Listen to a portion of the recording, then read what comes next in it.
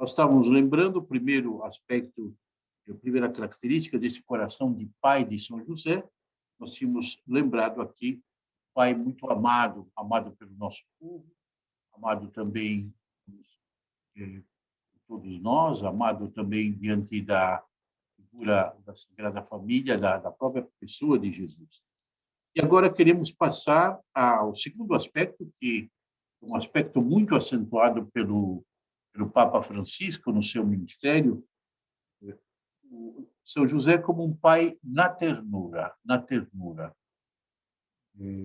Redescobrir esta ternura de Deus e a ternura de José, que espelha esta ternura de Deus. O Papa nos afirma dizendo: Jesus viu a ternura de Deus em José. A própria Escritura diz, né, o Evangelho de São Lucas, no capítulo 2, no versículo 52, dia após dia, José via Jesus crescer em sabedoria, em estatura e em graça, diante de Deus e dos homens. Esse crescimento, né, se deu na presença de Maria, na presença de José.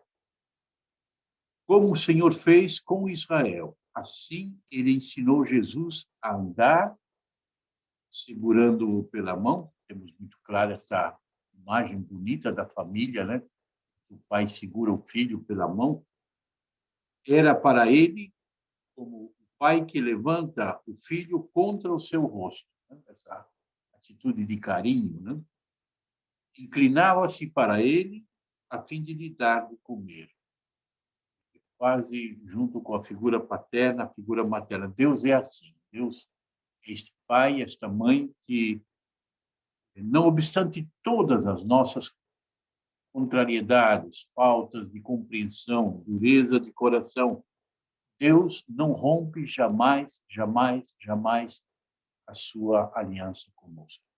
Talvez essa é uma das verdades que nós precisamos não só colher pela nossa inteligência ou pelos textos litúrgicos, nós precisamos colher na nossa experiência pessoal, saber que o meu Deus é um Deus assim.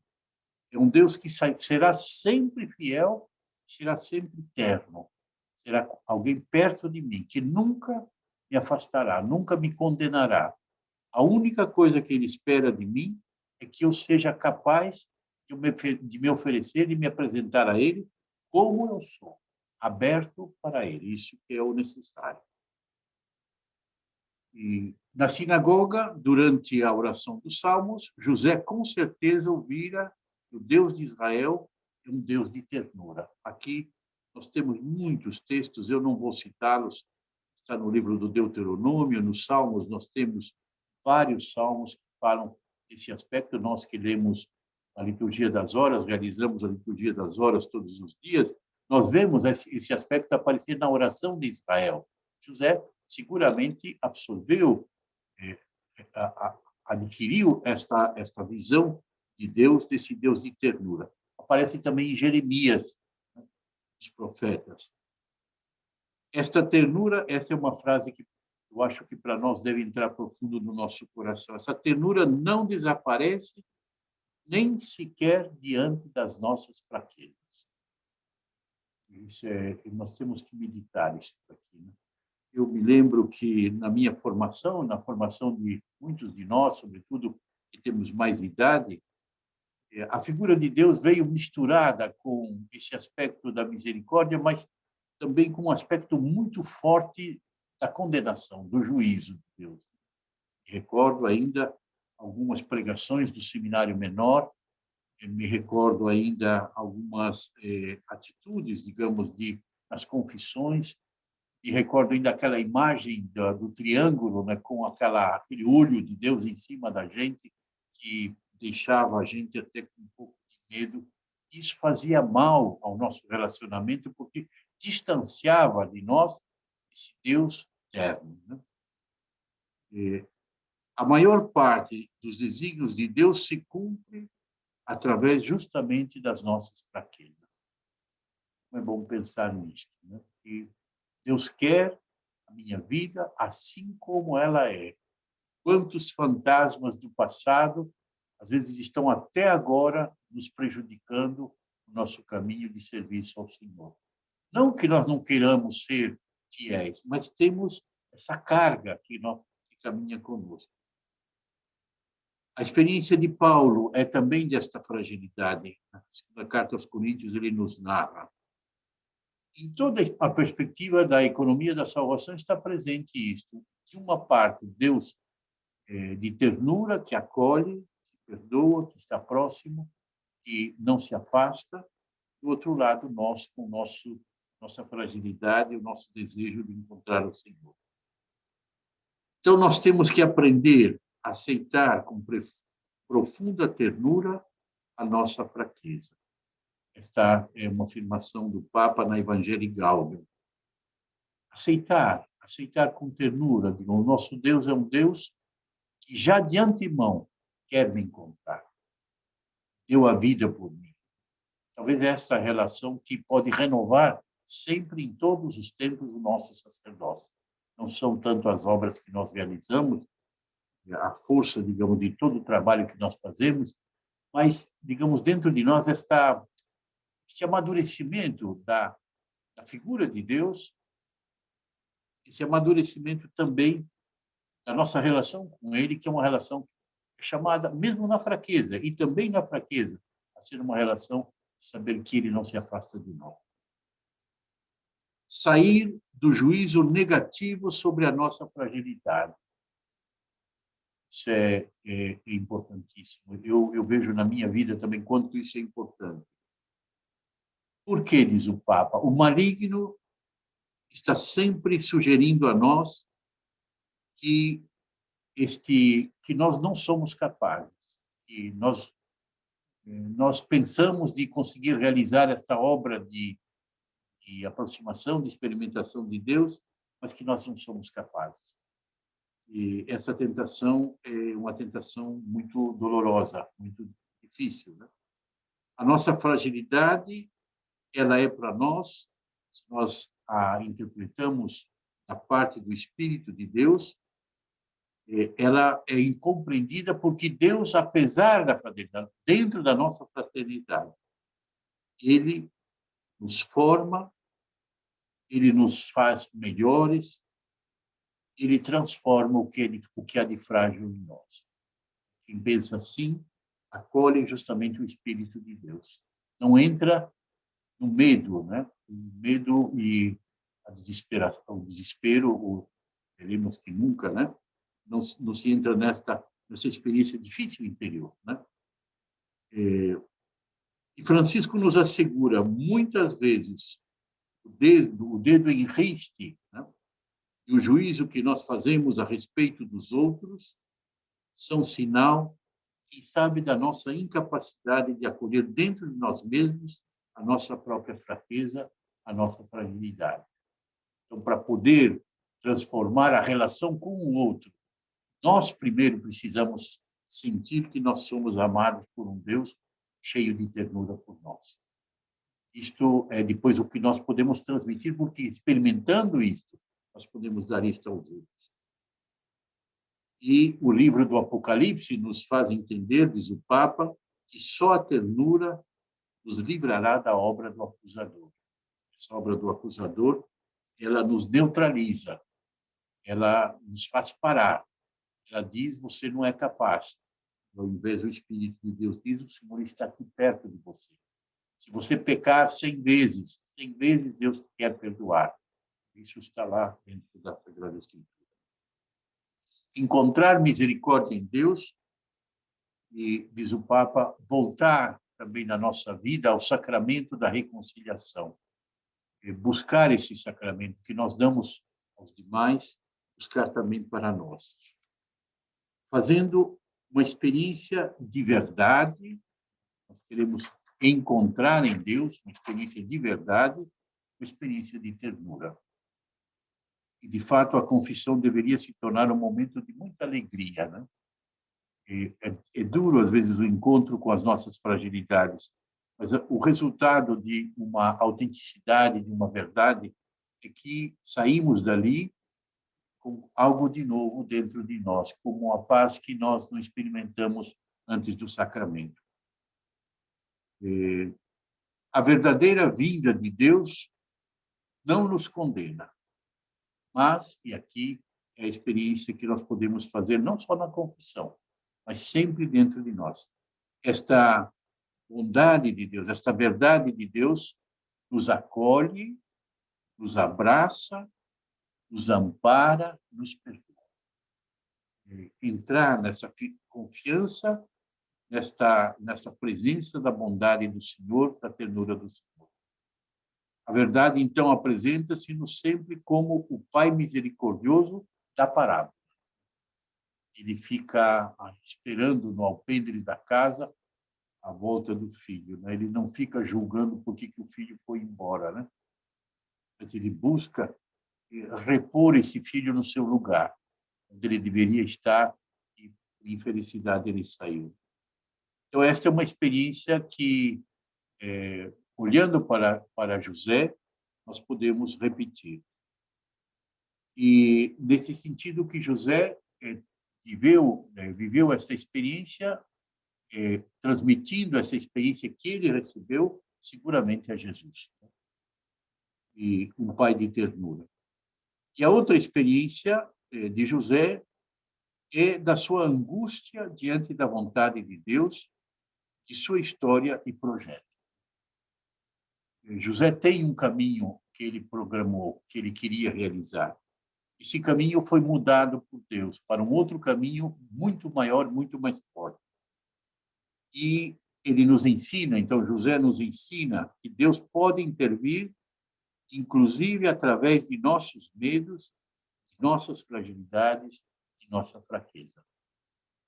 São experiências que na vida espiritual a gente, com os anos, vai observando que elas são autênticas, são verdadeiras, que a gente passa por elas e elas podem nos redimir verdadeiramente interiormente e fazer entrar mais no mistério de Deus. A própria angústia, esta espera diante de Deus, que às vezes nos dá insegurança também, nos deixa uma atitude de ouvir e não saber bem ainda o caminho, mas sabendo que Deus está agindo e que nós podemos estar abertos a esta sua ação. Quantas vezes ele muda nossos planos quando nós percebemos mais profundamente as coisas, ele realiza em nós maravilhas que nós não esperávamos, sem olhar quanto nós somos dignos, quanto nós não somos dignos, quanto nós somos coerentes, quanto nós não somos coerentes. Então, nas tempestades da vida, não devemos ter medo de deixar, aqui talvez é a experiência mais bela da espiritualidade, deixar o leme da barca nas mãos de Deus. É ali que é difícil para nós, às vezes, soltar esta direção da nossa vida nas mãos de Deus com confiança, né? Sabendo que Deus sempre nos amará. Uma das experiências que é a experiência do abandono na misericórdia de Deus, que pode nos ajudar tanto. Não importa se houve muita dureza, como no povo de Israel, mas que nós busquemos esta abertura para experimentar que Ele pode conduzir a nossa vida com certeza. Eu, na minha vida aqui em Roma, assim, dentro da Cúria Romana, e muito próximo do Santo Padre também, o ministério que a gente faz, eu algumas vezes tive algumas experiências assim de realmente de sofrimento grande, no sentido que digo, mas será que a Igreja de Deus realmente tem que passar por tantas contradições? E pensar que essas contradições estavam em mim também, né? E quando eu, nessas horas, soube abrir a minha vida, e às vezes fui até com uma certa angústia, eu sempre lembro que em todos esses anos houve uma resposta de luz, de fé, de alegria. Então, por que nós devemos entregar o nosso leme nas mãos de Deus? Porque Deus vê mais longe do que nós. Porque o seu amor vislumbra coisas maiores para nós. Mas precisa que ele possa agir, porque Deus se torna frágil porque nos deu tanto poder, poder de decidir, poder de nos abrir, né? E quando nós entramos, então, nessas condições de controlar tudo, de saber tudo muito precisamente, cada passo que nós temos que dar, tudo que nós temos que possuir, tudo, calcular tudo, nesse momento pode ser que não sobra nenhum espaço para que o Senhor possa agir. Ele achará outras estradas, mas nós fechamos, quem sabe, muitas estradas também. Então, esse aspecto do experimentar como José, a ternura de Deus por ele, né? Deus estava na sua casa, Deus habitava com ele, ele tinha aprendido a sua história de salvação, que este Deus de Israel é um Deus de ternura, e foi isso, sem dúvida, que ele viveu na Sagrada Família. Isso também vale para nós, vale para todos.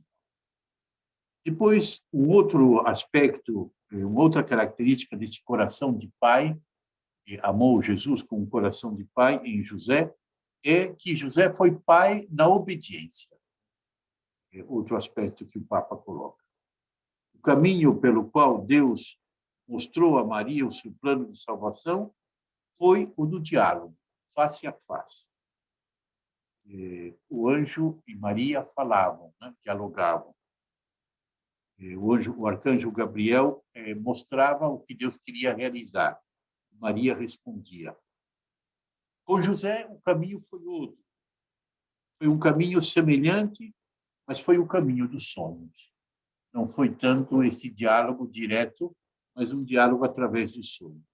Que é um caminho também conhecido na Bíblia e também em outros povos antigos, esse caminho dos sonhos. Os sonhos eram considerados um dos meios pelos quais Deus manifesta a sua vontade. E José entendeu bem isso. José está diante de um fato muito angustiante. Angústia imensa com a gravidez incompreensível de Maria. Maria está grávida.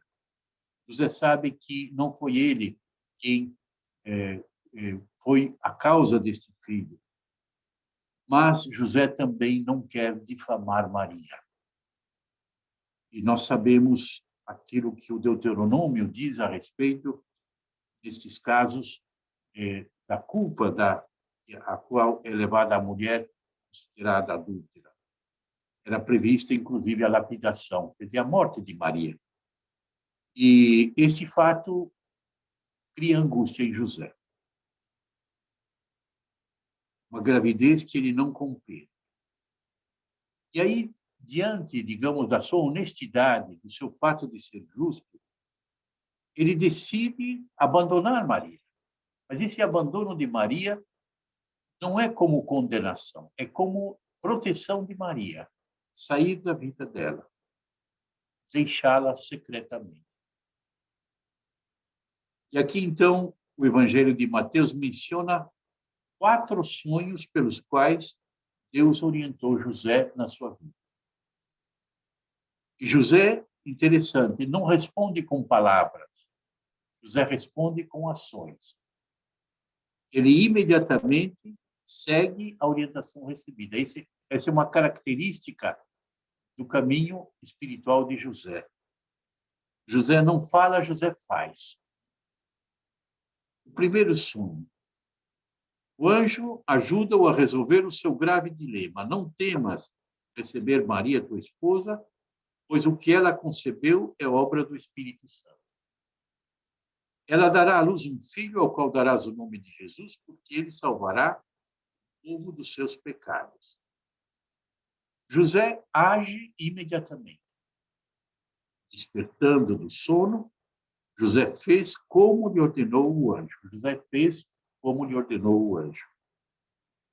E o Papa Francisco comenta, com a obediência, superou o seu drama e salvou Maria. Aqui a questão da obediência hoje, para nós, nós devemos retomá-la muito seriamente, porque estamos com dificuldade, seja na questão da obediência, como também na questão da autoridade, né? E nós não podemos aqui interpretar como esquemas sociológicos a nossa experiência de fé. Experiência de fé que traz nosso modo de viver a autoridade e a obediência, é uma experiência baseada na fé. Então, ela entra na dimensão do mistério de Deus, não na dimensão de uma sociologia. Eu não posso, por exemplo, pensar que a obediência se faz diante de tipo de autoridade monárquica absoluta. Eu não posso pensar também que a obediência se faz diante de uma reação de maioria que está de acordo com aquilo que é dito. A maioria nem sempre nos conduz à verdade. Nos conduz, sim, a um caminho interessante de participação, mas às vezes pode ser que a verdade não esteja na maioria, mas está, quem sabe, numa pessoa, ou num grupo, ou não na maioria. Então, revestir do mistério. E quando nós entramos no mistério, nós dialogamos, mas nós também dizemos o nosso sim. Eu seguramente não posso agora comentar com vocês, mas eu, no início do meu sacerdócio, alguns conhecem essa minha experiência, eu salvei o meu ministério por um ato de obediência sincera ao meu bispo, naquela época, que não tinha entendido um problema que nós estávamos vivendo, e, no final, ele afirmou que realmente precisava fazer como ele pedia. Eu dei a ele a garantia de que iria fazer, embora não entendesse, sabia que não poderia ser por ali, mas o bispo insistia e eu tinha que acreditar que era o que Deus pedia para nós. Fiz como ele falou, e foi muito duro para mim, né? Mas também eu pude experimentar que não demorou muito, essa situação se resolveu, seguramente por alguma iluminação de Deus ao bispo, porque ele mesmo mudou depois de posição, sem eu ter pressionado nada. Essas coisas a gente experimenta nessa dimensão do mistério, não tem, é uma outra coisa. Então, a insistência sobre a verdade leva a gente a nunca nos omitir em dizer o que está dentro de nós. Mas, ao mesmo tempo, a importância do diálogo de a gente também reconhecer aquilo que é o que Deus quer de nós através daquela mediação da pessoa que nos dá, digamos, uma direção. No segundo sonho, o anjo dá uma ordem a José: levanta-te, toma o menino e sua mãe e foge para o Egito. Fica lá até que eu te avise, pois Herodes procurará o menino para o matar. Outra situação, digamos, muito difícil, porque no meio da noite, né, no meio do descanso, algo que é imediato, que precisa fazer logo, algo perigoso, e José não hesitou em obedecer, sem questionar sobre as dificuldades que encontraria.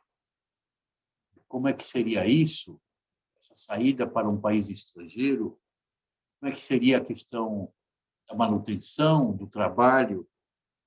Qual que seria essa estrada por onde ir? José levantou-se de noite, tomou o menino e a sua mãe e partiu para o Egito, permanecendo ali no Egito até a morte de Herodes. No Egito, José esperou com confiança e paciência. Esta espera, o Papa acentuou uma das suas pregações também, na pessoa de Simeão, o velho Simeão no templo. Uma vida inteira à espera da realização da promessa de Deus, da chegada do Messias, só no final da sua vida. Mas foi coroada essa espera pela realização do que Deus realizava. E ele de receber. E José também, esta obediência que sabe esperar, que fica à espera também do que Deus manifesta. Ele seguramente teve que arrumar lugar para trabalho, teve que arrumar lugar para manutenção, para ter o alimento, etc. Né? José acreditou.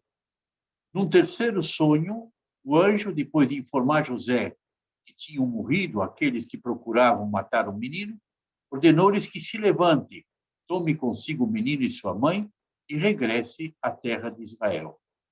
Novamente, José obedece sem hesitar.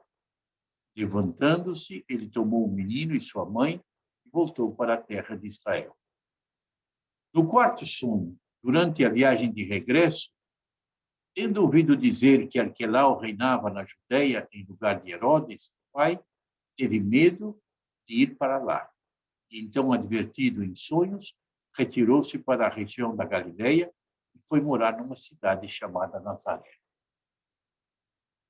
Nós temos algumas notícias no Evangelho de Lucas a respeito desses acontecimentos assim narrados acima. São Lucas refere que José enfrentou longa e incômoda viagem de Nazaré a Belém, devido à lei do imperador César Augusto, relativa ao recenseamento que punha a cada um de registrar-se na própria cidade de origem. Estamos, então, lá no momento do nascimento de Jesus. E foi precisamente nesta circunstância que nasceu Jesus. No meio dessas dificuldades, que Jesus foi inscrito no registro do Império, como todos os outros meninos. Um fato que para nós é importantíssimo para a história humana. Jesus é um da nossa história humana. Ele foi inscrito também como um dos que estava sob o imperador. E Lucas nos escreve também sobre o zelo dos pais de Jesus em observar as prescrições da lei. José tem essa atitude de obediência, essa obediência de José é em todas as circunstâncias da sua vida. Faz-nos compreender que ele soube pronunciar o seu fiat, o seu sim, como Maria, na Anunciação e como Jesus no Getsemane, na cruz.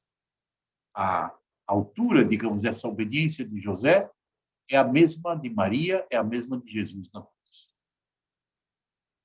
José, chefe de família, ensinou Jesus a ser submisso a seus pais, segundo o mandamento de Deus. Isso está no livro do Êxodo. José fez essa experiência, José vive essa experiência com Jesus. Foi ali, como filho, que Jesus aprendeu a fazer a vontade do Pai, mesmo no momento mais difícil da sua vida.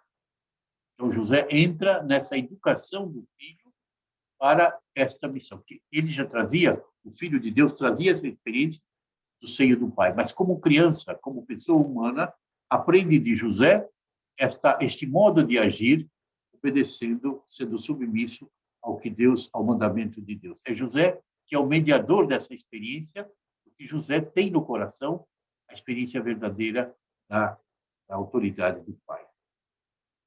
Então, a afirmação de São João Paulo II, para nós, ela tem um valor. José foi chamado por Deus para servir diretamente a pessoa e a missão de Jesus. Diretamente.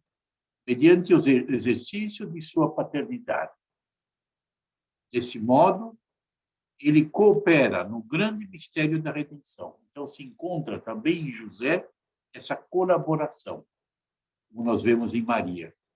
Quando chega a plenitude dos tempos, e é verdadeiramente José, é também ele, na sua missão, é como um ministro, é como um servidor desta salvação. Isso está naquela carta de São João Paulo II, Redemptoris Custos, guardião do Redentor, nós encontramos lá no número 8.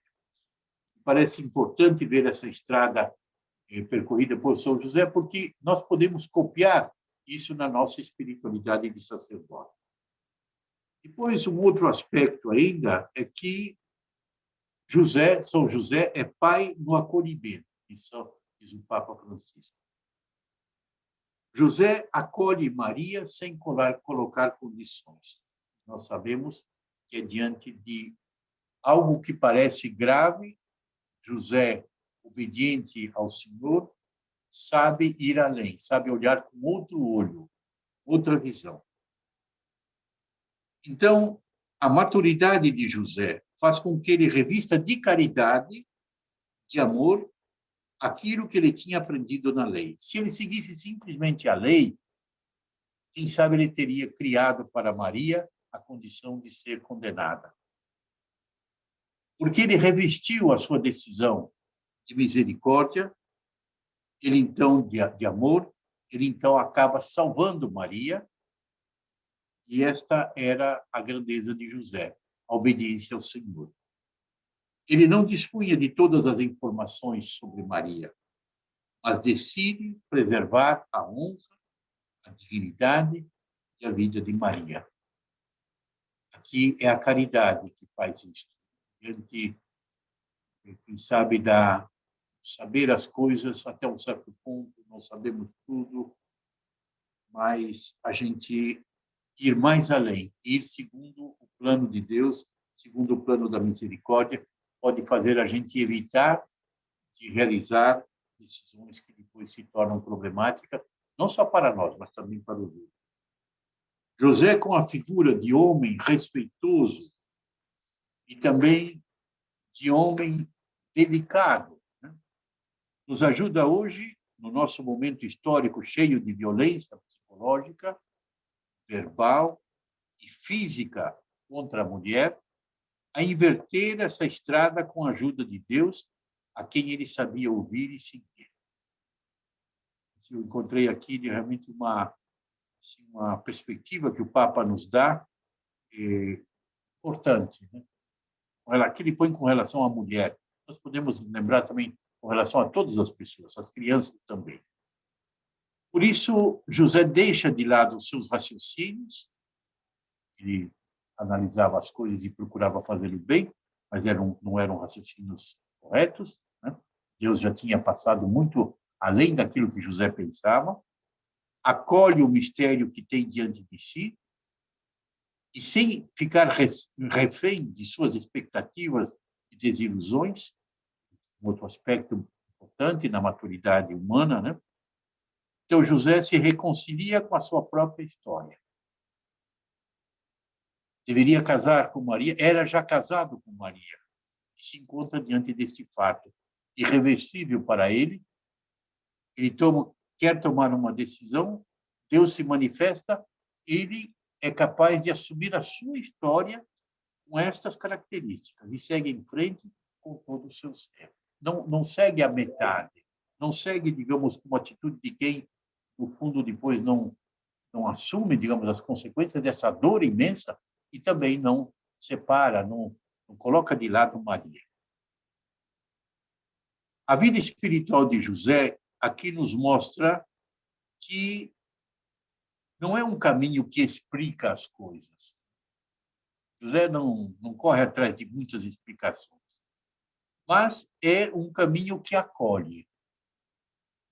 Lembrando aquilo que o Papa diz a respeito da igreja no tempo nosso hoje, né? A igreja é como um hospital de campo. Ela hoje é chamada muito mais a curar as feridas que são demais, que estão em volta de nós, em nós mesmos. Ser capazes, então, de um coração que sente o caminho, a ferida, a dificuldade do outro, coisa que não é tão fácil, mas nós podemos ir nos exercitando a realizar. Só a partir deste acolhimento, desta reconciliação, é possível intuir também uma história mais excelsa, mais alta, intuir um significado mais profundo da vida e das pessoas. José não é um homem resignado, passivo, mas é um homem que tem protagonismo, que parte de onde ele chegou, naturalmente procurando sempre o Senhor. É corajoso, é forte. O acolhimento é um modo pelo qual se manifesta na nossa vida, aqui é muito bonito o que o Papa diz, o dom da fortaleza. Você se encontra diante da tensão, da contradição, do pecado, daquilo que não se explica, e você, de modo corajoso, sabendo que Deus é aquele que dirige a história, se reconcilia com a sua história e segue de perto aquilo que vem da parte do Espírito Santo. Só o Senhor nos pode dar a força para acolher a vida como ela é. Quantos erros que às vezes a gente não pode nem sequer mais voltar atrás, né? Há contradições, há imprevistos, há desilusões. E aqui é preciso apoiar-se nessa atitude de José, que não fica, digamos, parado nesta contradição, nem naquelas que ele não criou, né?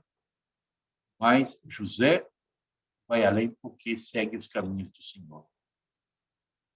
Então, aqui a fortaleza nossa de sacerdotes, nossa de cristãos, deve ser uma fortaleza cheia de esperança, sempre, como a de José.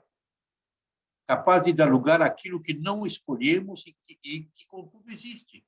Está aí. Né? Mesmo quando tudo parece ter tomado uma direção errada, mesmo se alguma coisa já não são irreversíveis, saber que Deus pode fazer brotar flores no meio de rochas. Saber que Deus pode resolver uma situação impossível. Para Deus, tudo é possível. Incluindo aqui também tudo aquilo que atinge a nós, que se chama o mal, como diz Santo Agostinho. O acolhimento de José convida-nos a receber os outros sem exclusões, tal como são, reservando uma predileção especial pelos mais frágeis, que Deus escolhe o que é frágil. É pai dos órfãos e defensor das viúvas, e manda amar o forasteiro. Aqui é uma série de textos. É pai misericordioso, uma série de textos nesta direção. Esse aspecto me parece particularmente bonito, que nós precisamos na nossa vida. Eu vejo particularmente em mim, mas vejo também nas nossas atitudes da igreja, quantas vezes a gente parte já com uma prevenção, parte com uma imagem feita do outro, como a gente já, digamos, sabe que essa pessoa é assim. E, às vezes até temos razão, porque encontramos tantas dificuldades. Então, a estrada de José pede a gente ser capaz de acolhimento, de acolhida. Isto resulta depois no caminho de Deus na nossa vida. Eu não sei ainda quanto tempo eu tenho, Padre Emerson, você me ajuda um pouquinho, porque eu me perco aqui no tempo. Mais 12 minutos, Dom João. Como é que eu paro sempre no 12 minutos? Tá bom, vamos em frente. Agora, um outro aspecto que está ligado a esse aqui, José, que é um pai com coragem criativa. Coragem criativa. As próprias dificuldades, se a gente olha São José, podem fazer brotar novas forças, fazer a gente buscar novos recursos que não pensávamos ter. Talvez nisso a gente pode olhar, nesse tempo das Olimpíadas, para a atitude dos atletas. Né? Eles querem sempre se superar um pouco mais e acham a maneira de chegar lá. E, às vezes, depois batem, então, os recordes. Né? Deus pode intervir em tudo diretamente, intervir no meio dos acontecimentos, mas ele intervém por meio dos acontecimentos das pessoas. Não intervém direta, intervém se ele quer diretamente, mas normalmente através das pessoas, dos acontecimentos. José é o homem por meio de quem Deus cuida dos inícios da história da redenção. Ele é o verdadeiro milagre pelo qual Deus salva o menino e a sua mãe. É José o instrumento de Deus. O céu intervém, confiando na coragem criativa deste homem, que, tendo chegado a Belém e não encontrando alojamento onde Maria pudesse dar à luz, arranja um estábulo, estrebaria. Prepara esse lugar, que é de animais, de modo a tornar-se o lugar mais acolhedor possível para poder acolher o Filho de Deus. É extraordinário, né? Porque se ele pensasse, meu Deus do céu, não posso fazer isso, eu tenho que achar algo de melhor, né? Então, José, daquela situação, ele parte, né? E faz o que é possível. Isso o Papa tem nos repetido muitas vezes. Eu, esta semana, ainda tive mais uma confirmação que, às vezes, em situações impossíveis para a Igreja, o Papa não desiste. Eu acho que é uma graça especial que ele tem, e ele age como quem sabe que Deus conduzirá naquela direção aquele problema. E, às vezes, ao contrário de tudo aquilo que a gente pode pensar, o problema se resolve. Diante do perigo iminente de Herodes, que quer matar um menino, José é alertado pelo anjo para o defender. E, no coração da noite, de um modo rápido, organiza a fuga para o Egito.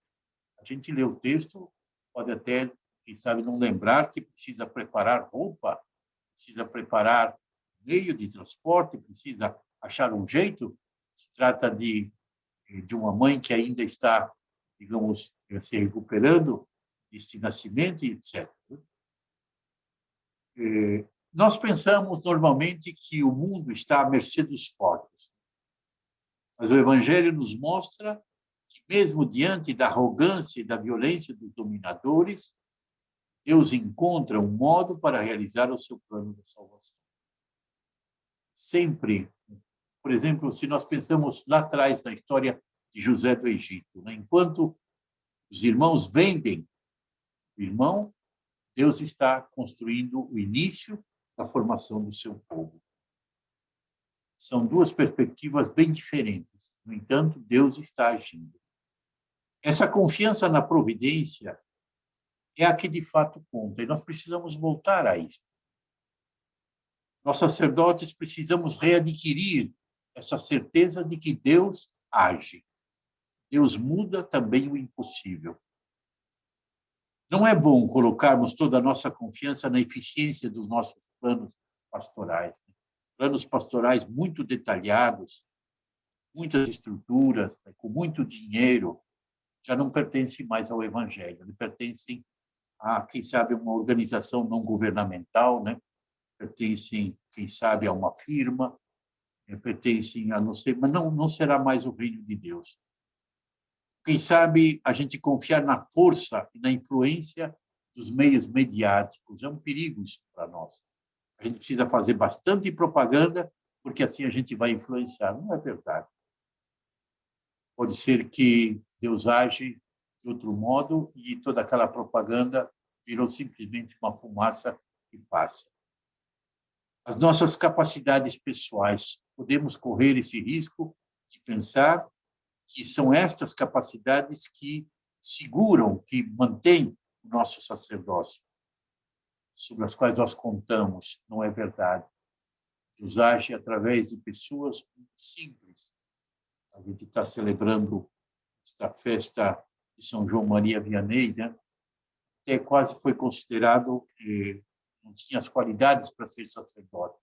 No entanto, Ars se tornou o que é, porque ele estava lá, né? Quantas pessoas encontraram o caminho do Senhor, né? Foi a coragem criativa dos amigos do homem paralítico do Evangelho, aquela cena que eles descem o doente pelo teto, né, da casa onde estava Jesus. Foi esta coragem que fez com que o paralítico pudesse ser curado. Eles chegam a manifestar audácia e mesmo obstinação. Quem é que abre um telhado para fazer descer um doente, provavelmente ainda com uma cama e com todas as dificuldades? Eles estavam convencidos que Jesus podia curá-lo. Jesus conhece essa fé criativa daqueles homens, amigos do doente, e age de consequência. O que se passou no Egito durante a estadia da Sagrada Família, os evangelhos não contam. No entanto, eles tiveram que comer, encontrar uma casa, ter um emprego. São problemas concretos das famílias migrantes, como as de hoje, que arriscam a vida para vencer as dificuldades quase insuperáveis de vencer a fome. São José é, sem dúvida, um padroeiro especial para cada um deles. Quantos têm que deixar a sua terra devido às guerras, o ódio, a perseguição e a miséria? Nos acontecimentos em que José é o protagonista, o Evangelho observa que ele se levanta, toma consigo o menino e sua mãe e faz o que Deus lhe ordenou. Jesus e Maria, sua mãe, são o tesouro mais precioso da nossa fé. Essa afirmação pode ser para nós um convite, né? Para a gente ter José e Maria como os tesouros do nosso sacerdócio. Como José, nós, na igreja, precisamos proteger Jesus e Maria, misteriosamente confiados à nossa guarda, em modo particular de nossos sacerdotes. A igreja é o corpo de Cristo na história. Ele se faz frágil e, por isso, José continua a ser o seu guardião. A maternidade de Maria espelha-se a maternidade da igreja, povo de Deus. José continua a proteger o menino e sua mãe, e assim também nós, membros da igreja, discípulos de Jesus, e seus ministros a serviço da comunidade. O meu tempo está aqui terminando, nós temos ainda mais dois aspectos que poderiam ser, mas eu confio a vocês, né? Porque eu penso que não temos mais o tempo suficiente aqui para ver, eles são um pouco mais de uma página e meia para ver. Então, em relação a José Trabalhador, nós podemos ler o texto na própria carta apostólica, né? E, naturalmente, isso nos leva a confirmar aquela linha que os papas, né, nos deram através das encíclicas sociais. Depois, esse último aspecto de Pai na Sombra, só quero dizer uma pequena palavra. O que quer dizer isto, Pai na Sombra? O Papa Francisco toma esta imagem, essa expressão, de um escritor polaco, que escreveu um livro intitulado A Sombra do Pai. Esse autor é Jan Dobraszewski, e lembra o que Moisés dizia a Israel: neste deserto, vistes o Senhor vosso Deus conduzir-vos como um pai conduz a seu filho, durante toda a caminhada que fizeste até chegar a este lugar. Assim, José exerceu a paternidade durante toda a sua vida, diante de Jesus. Ser pai, então, aqui, ele coloca como aquele que, estando quase escondido, ele não só coloca no mundo um filho, mas cuida desse filho responsavelmente. E esta é a atitude de José. José não para nas dificuldades, está presente na vida do filho.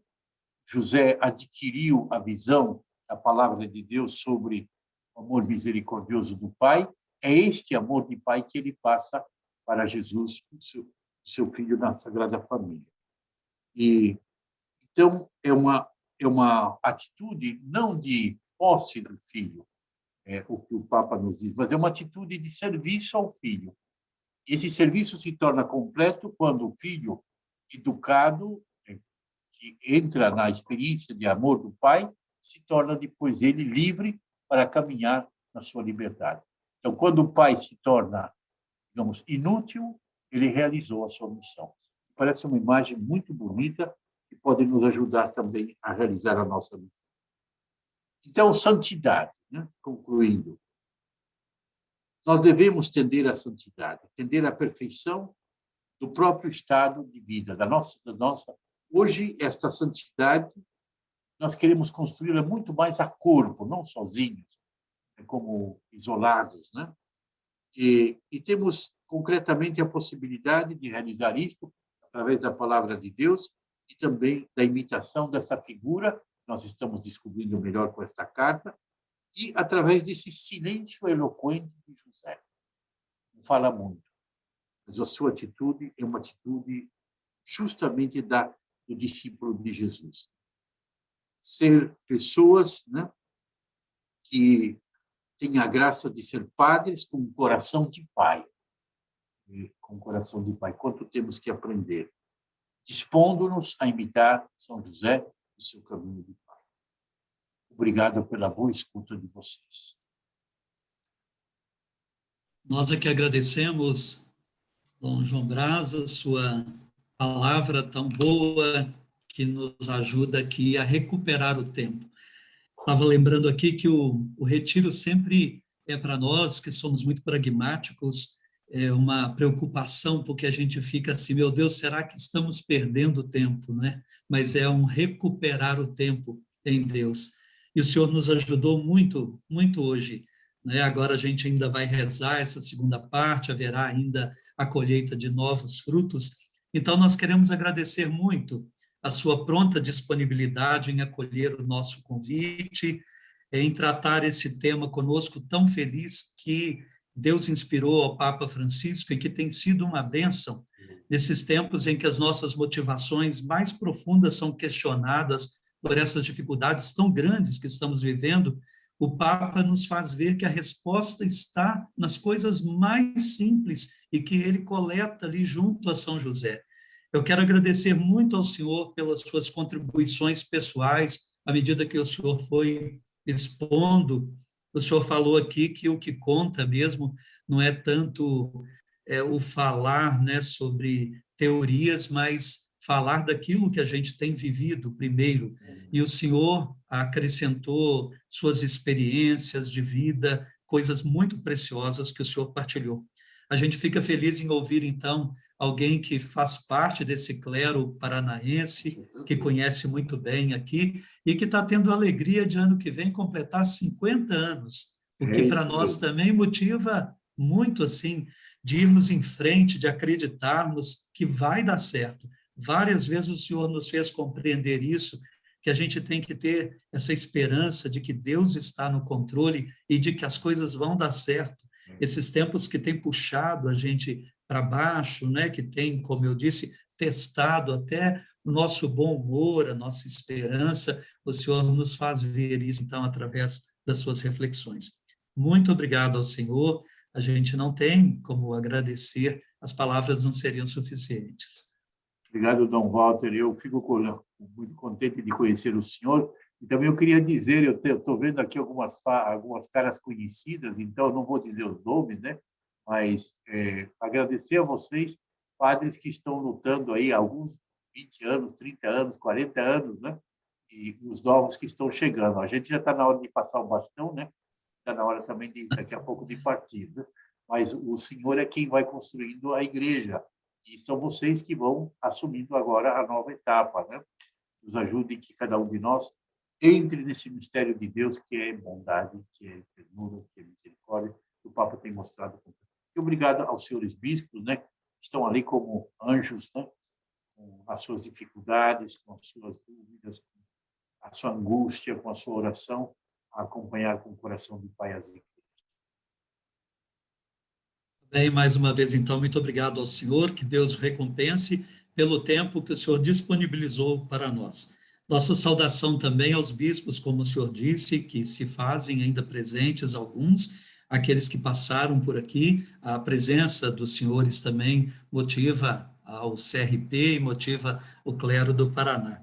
Eu queria aproveitar, Dom João, para convidar o clero também, mais uma vez. O vídeo já apareceu aí 2 vezes, mas a gente vai ter um encontro regional dos presbíteros, que é um momento de pastoral presbiteral que é muito precioso. O senhor participou da pastoral presbiteral, Sim. né, assim, de modo mais atuante, mais ativo, e a gente sabe que é cuidar de quem está cuidando e que muitas vezes precisa se deixar atingir por esse cuidado. E o tema vai ser muito importante. Então, reservem, padres, o dia 23 ao dia 27 agora, para que o Padre Jesus nos anime, também nos motive, nos aponte caminhos, tá bem?